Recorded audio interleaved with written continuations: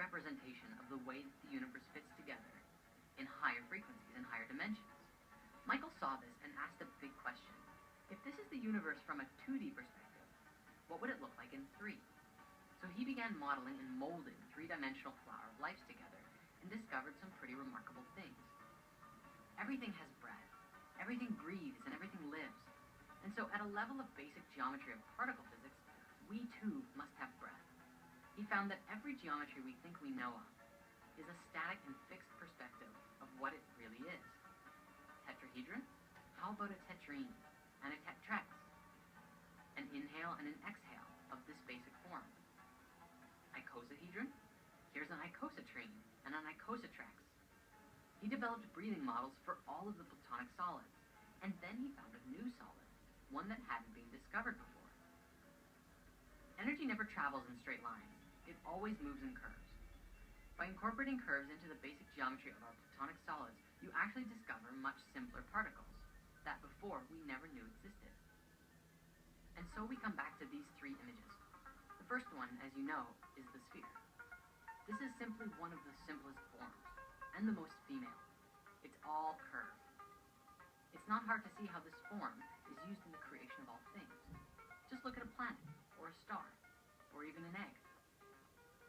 Next we have this one, the Trinity, or the Trion Ray. I'd actually like to make a distinction here. The Trinity is 3 spheres put together like a vesica Pisces, and the Trion Ray is 1/16 of the volume of that. In 3 dimensions, they both come out with 3 edges, 3 faces, and 2 points, smaller than any other shape. It's a single shape that contains both particles and waves. They're both equally important, and Michael Evans proposes that with this Trion theory, he has speculated that light could in fact be a solid. In fact, it's highly likely. This Trion Ray is the geometry of a straight line. For if you were to draw any of the Platonic solids, you could replace all of the straight lines with a Trion Ray, and you would get a diagram of both the inhale and the exhale of that Platonic solid. The great artist Delacroix once said it would be worthy to investigate whether straight lines exist only in our brains.